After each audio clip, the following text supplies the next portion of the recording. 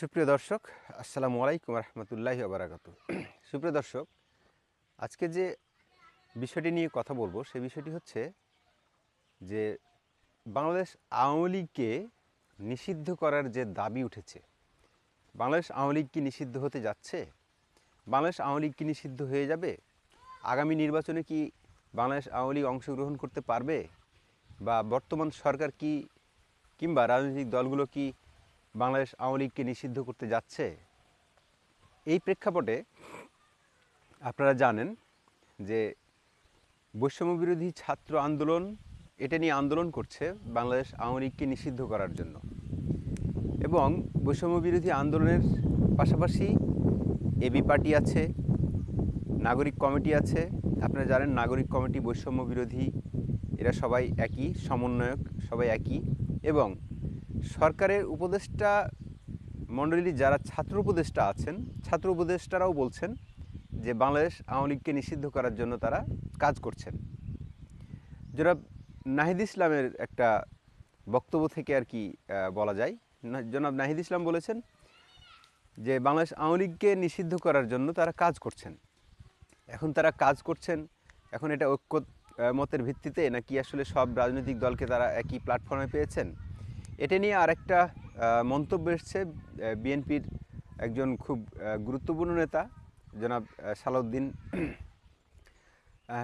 জনাব সালাউদ্দিন সাহেবে উনি বলেছেন যে বাংলাদেশ আওয়ামী লীগের রাজনীতি করার বা রাজনীতি নিষিদ্ধের ক্ষেত্রে উনিও কথা বলেছেন। এখন কথা হলো, এই বাংলাদেশ জাতীয়তাবাদী দল বা বিএনপি কিছুদিন আগে পর্যন্ত বলছিল যে কোনো রাজনৈতিক দলকে তারা নিষিদ্ধের পক্ষে নয়। তাদের সুরটা কিছুটা বদলেছে মনে হচ্ছে। এখন তারা যে কারণে কিছুটা বদলে গেছে। এই ক্ষেত্রে এখন যদি তারা বদলিয়ে ফেলে, এখন সব রাজনৈতিক দল যদি একত্রিত হয়, ঐক্যমত্যের ভিত্তিতে যদি একটা রাজনৈতিক দলকে নিষিদ্ধ করতে চায়, কিংবা তাদের বিচারিক প্রক্রিয়ার মাধ্যমে যদি এই রাজনৈতিক দলটিকে তারা যদি নিষিদ্ধ করতে চায়, তাহলে এখানে কি কি বাধা থাকতে পারে এবং কি কি সমস্যাগুলো তারা ফেস করতে পারে। এর মধ্যে আপনারা জানেন জাতিসংঘের যে একটা টিম, এই টিমটা একটা সুপারিশ করেছে যে কোনো রাজনৈতিক দলকে নিষিদ্ধের পক্ষে নয় তারা। এবং এখানে তারা আরও কিছু গুরুত্বপূর্ণ তাদের অভিব্যক্তি বা তাদের পর্যবেক্ষণ তুলে ধরেছে। তার মধ্যে তারা বলেছে যে এখানে যদি কোনো রাজনৈতিক দলকে যদি নিষিদ্ধ করা হয়, তাহলে নির্বাচনটি প্রশ্নবিদ্ধ হবে এবং বহুদলীয় গণতন্ত্রের চর্চা থেকে বাংলাদেশ পিছিয়ে যাবে, এবং একটা বিপুল সংখ্যক ভোটারকে, এটা আমার কথা না, এটা হচ্ছে জাতিসংঘের পর্যবেক্ষণ টিমের কথা, বিপুল সংখ্যক ভোটারকে ভোটাধিকার প্রয়োগ থেকে বঞ্চিত করা হবে। আমার কথা পয়েন্টটা এইখানে যে আপনারা যখন এই রাজনৈতিক দলটিকে নিষিদ্ধ করবেন, যেমন গত যে নির্বাচনটি হলো, এই নির্বাচনে আমরা যে নির্বাচনটি দেখেছি সেটা হচ্ছে এক দলীয় নির্বাচন। এখানে আওয়ামী লীগের বিদ্রোহী কিছু প্রার্থী, আওয়ামী লীগ, এবং যেটাকে আপনারা বলেন আমি ডামি নির্বাচন, এই নির্বাচনটিতে আপনি যেখানেই ভোট দেন, আওয়ামী লীগকে ভোট দিলেন, নৌকাতে ভোট দিলেন, তবুও নৌকা যাবে, নৌকার বাইরে ভোট দেন তবুও আপনি নৌকা যাবেন। এই ব্যালট পেপারে অন্য কোনো রাজনৈতিক দল ক্ষমতায় যাবে এরকম কোনোটা ছিল না। যেমনটা এমন যদি হয় যে এই নির্বাচনটিতেও নৌকার বা এই 14 দলের কোনো অংশগ্রহণ থাকবে না, তাহলে এখানে একটা বিপুল সংখ্যক জনগোষ্ঠীকে ছাড়াই এই নির্বাচনটা হবে। তাহলে আমাদের প্রধান উপদেষ্টা যে ভাষণে বলেছিলেন যে এই নির্বাচনটিতে, আগামী যে নির্বাচনটি হবে ফেয়ার এবং ইনক্লুসিভ পার্টিসিপেটিভ, এই নির্বাচনটি যে হবে, এই নির্বাচনে প্রায় শতভাগ উনি ভোট কাস্টিংয়ের বিষয়ে আশাবাদী। তাহলে এখানেই তো আপনারা মেরুকরণটা মিলে যাচ্ছে যে যদি বাংলাদেশ আওয়ামী লীগ ভোটে অংশগ্রহণ করতেই না পারে, ভোটে অংশগ্রহণ করতে যদি না পারে, তাহলে তাদের যে প্রায় 30 থেকে 35% বা 40% পক্ষান্তরে কিংবা বিভিন্ন মানুষের যুক্তি তর্কে বিতর্কে যদি খাতিরেও ধরে ফেলি যে বাংলাদেশ আওয়ামী লীগের ভোট কমে গেছে, তারপরেও ধরেন 30%। এই 30% ভোটের স্টেক হোল্ডার যদি আওয়ামী লীগ হয়ে থাকে, তাহলে এই ভোটগুলোকে আপনারা কোথায় ফেলবেন?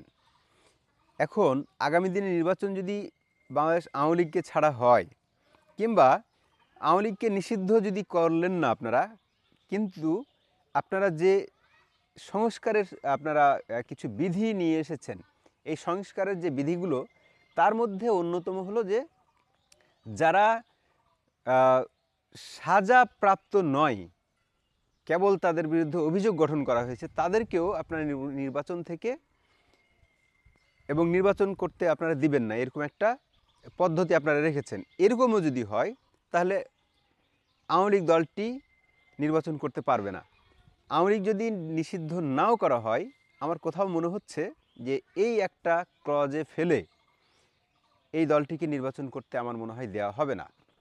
সুতরাং আগামী দিন নির্বাচনটা আসলে কতটা ফেয়ার, কতটা পার্টিসিপেটিভ, কতটা ইনক্লুসিভ, এবং এখানে জাতিসংঘের আরেকটা পর্যবেক্ষণ আছে যে শুধুমাত্র আওয়ামী লীগকে ভোটের মাঠে নিয়ে আসাই নয়, তাদেরকে সমান প্রচারণা করার জন্য সুযোগ সুবিধা দিতে হবে।